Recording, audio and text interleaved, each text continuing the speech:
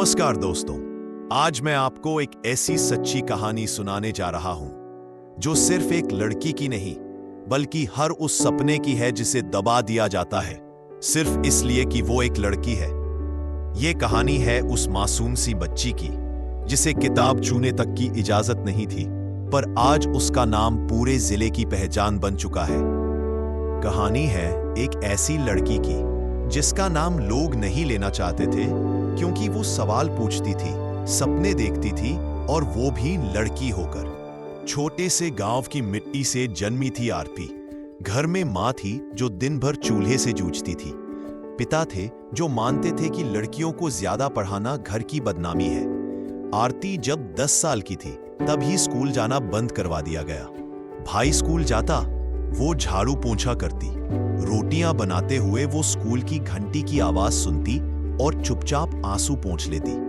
लेकिन सपनों को बंद नहीं किया जा सकता। एक दिन उसके भाई ने किताबें फेंक दी। आरती ने पहली बार वो किताबें उठाई, पन्नों को निहारती रही। कुछ समझ नहीं आया पर कुछ जाग गया। रात को दिए की हल्की रोशनी में जब सब सोते, वो धीरे धीरे अक्षर पहचानने लगी।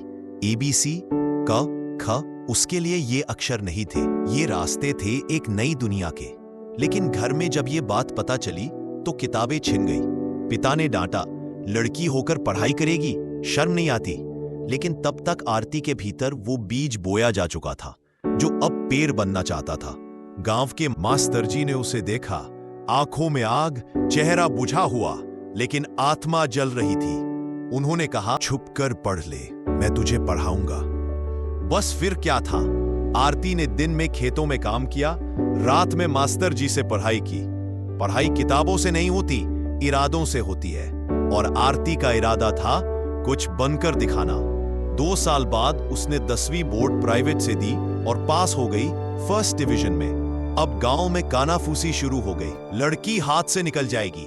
अब तो शादी भी नहीं होगी इसकी। लेकिन आरती अब नहीं रुकने वाली थी।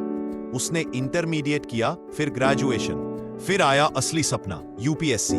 उसने किसी से सुना कलेक्टर बनने के लिए यूपीएससी देना होता है। तब से उसके कानों में एक ही आवाज गूंजती, कलेक्टर, कलेक्टर, कलेक्टर। पर कहां थी कोचिंग, कहां थे पैसे? मास्टर जी ने एनजीओ की मदद से उसे शहर भेजा। शहर की भीड़, गरीबी, अकेलापन, सब कुछ नया था। वो दिन में घरों में बर्तन धोती और रात में किताबों से जूझती। रात के 2 बजे जब बाकी सोते थे वो पढ़ती थी। सपनों की आग पेट की भूख पर भारी थी।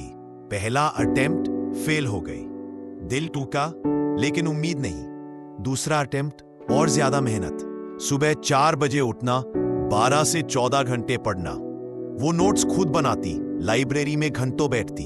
और फिर UPSC prelims clear, mains clear और फिर इंटरव्यू बोर्ड के सामने जब उसने कहा, मैं देश के सबसे पिछड़े गांव से आती हूं जहां लड़कियों को बोलने नहीं दिया जाता, लेकिन मैं बदलाव लाने आई हूं, तो वहां सिर्फ जवाब नहीं था, एक क्रांति थी।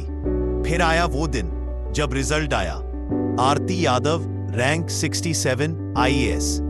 गांव में बिजली नहीं थी लेकिन आरती के घर में रोशनी थी, आत्मविश्वास की, गर्व की। पिता की आंखों में आंसू थे, पश्चाताप के नहीं, गर्व के। आज वही लड़की जिसे कभी पढ़ने नहीं दिया गया, आज डिस्ट्रिक्ट कलेक्टर है। आज वो गांव में जब सरकारी गाड़ी में उतरती है तो वो औरतें जो कभी ताने मारती थीं अब अपनी बेटियों को कहती हैं, आरती दीदी जैसा बनना। वो स्कूल जिसे छूने की इजाजत नहीं थी, आज उसी स्कूल की मेज पर उसकी फोटो लगी है, हमारी बेटी, हमारा गर्व। और जब एक बच्ची उससे पूछती है, दीदी क्या मैं भी कलेक्टर बन सकती हूं, वो मुस्कुराकर कहती है, बेटी तू तो उससे भी बड़ी बन सकती है, बस अपने सपने मत छोड़ना। क्योंकि सच ये है, जब एक लड़की उड़ान भरती है तो पूरा समाज ऊपर उठता है। अगर ये कहानी आपके दिल को छू गई हो तो एक वादा करो, अपने आसपास की हर आरती को पढ़ने दो, बढ़ने दो। क्योंकि अगली कलेक्टर, साइंटिस्ट या प्रधानमंत्री शायद वहीं कहीं बैठी है, बस एक मौका चाहिए। तो दोस्तों, ये थी आरती की कहानी जिसे जिंदगी ने हर मोड़ पर रोका लेकिन उसने हार नहीं मानी। अगर ये कहानी आपके दिल को छू गई हो तो बस इतना जरूर याद रखना, हालात चाहे जैसे भी हो, अगर इरादा मजबूत हो तो कोई सपना दूर नहीं। वीडियो पसंद आया हो तो इसे अपने दोस्तों और परिवार तक जरूर पहुंचाएं। शेयर कीजिए, सब्सक्राइब कीजिए और बेल आइकन दबाना मत भूलिए, क्योंकि ऐसी कहानियां हमें हमारी खुद की ताकत याद दिलाती हैं। धन्यवाद। मिलते हैं अगली कहानी में।